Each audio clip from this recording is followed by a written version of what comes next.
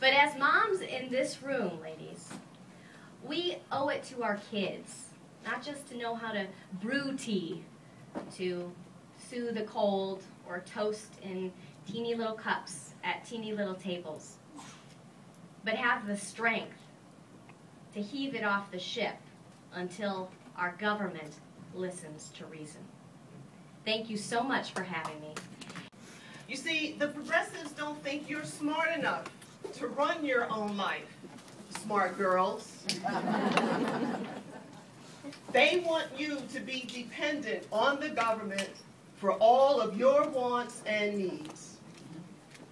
But we, the people, will not stand idly by and allow this assault on our liberties, not on our lives. I just want to thank y'all all for asking me to speak and for being my sisters throughout all of this. This really is my sorority. So it's an honor to be here, standing here speaking with you and to you.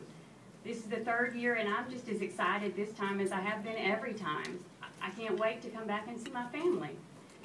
I was never involved in politics before. I live in Texas, and in my naivete and my ignorance, I assumed we are a red state, and they're going to vote the way I would have voted anyway. So I just wasn't involved. And that was until I saw Sarah Palin come on to the scene.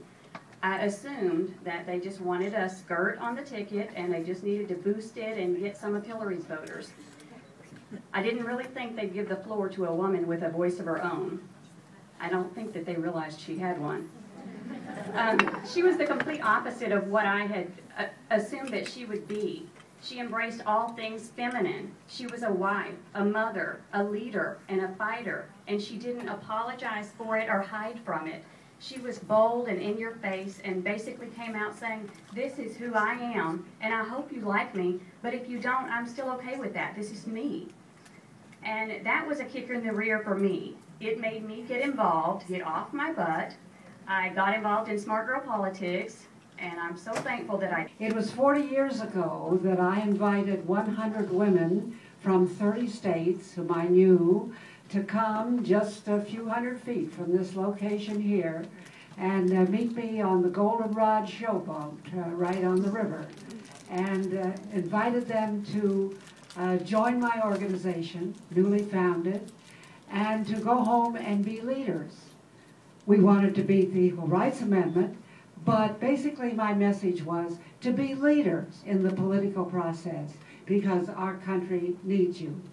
And it has fallen to our responsibility to be the leader to tell you how feminism has been such a destructive force in our society.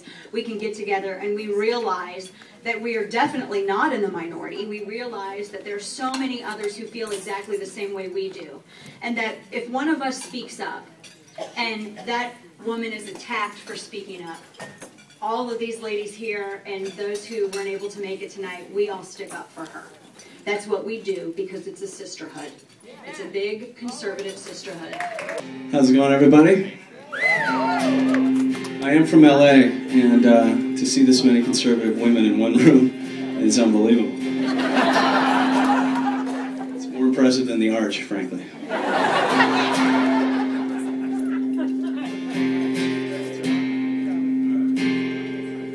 I'm in love, I'm in love, I'm in love. So what makes you jump into running for the United States Senate in Virginia? It seems like a big step. And there were two distinct things for me. I think the first thing was, and I know many of you felt it because you wouldn't be here today, but that sense that the America that we have always known is being erased. It's being erased. There aren't that many men who aren't afraid of the cameras and the mainstream media and of political power. And so ultimately what I think has happened is the women said, to hell with it, if you're not going to save the country, we're going to save it for you. And so...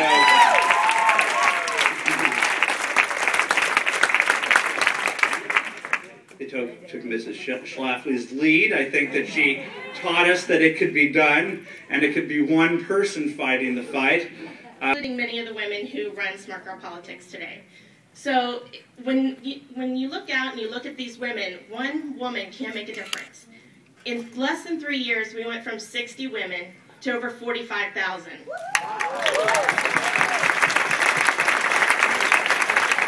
And next year, I hope to come back and tell you we have over 90,000 women. And that's why I'm running to represent my hometown in Congress. Because when I get to Washington and the liberals come around with the Kool-Aid, my response is simple. Keep your Kool-Aid. I prefer tea. It's a real honor to be with you today because I'm a big believer in the importance of what you're doing. I know each of you has a very unique story about how you came to be in this place today, rolling up your sleeves for the conservative cause. Do you think your children or your grandchildren will be better off than you are today? No. No, and you know what?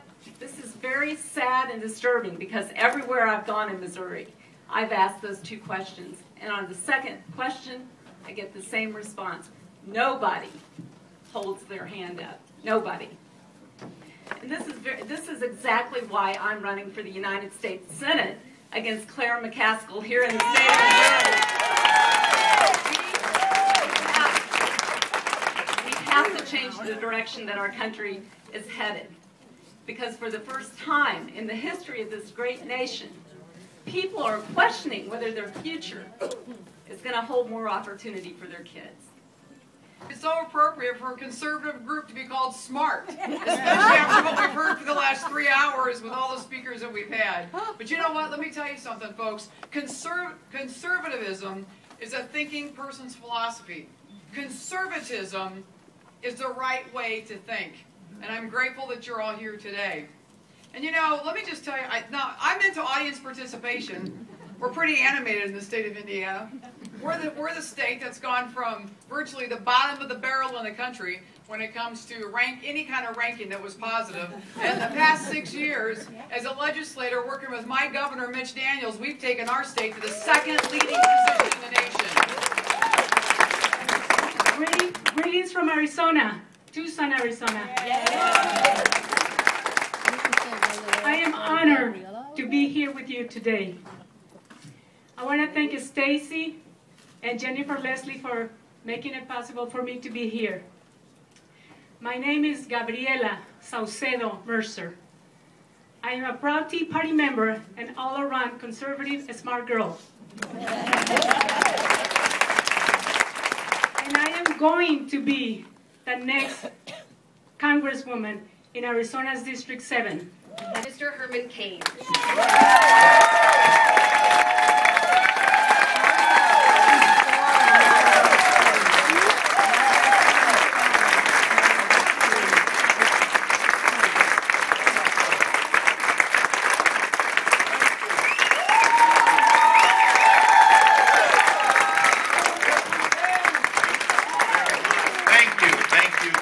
Thank you.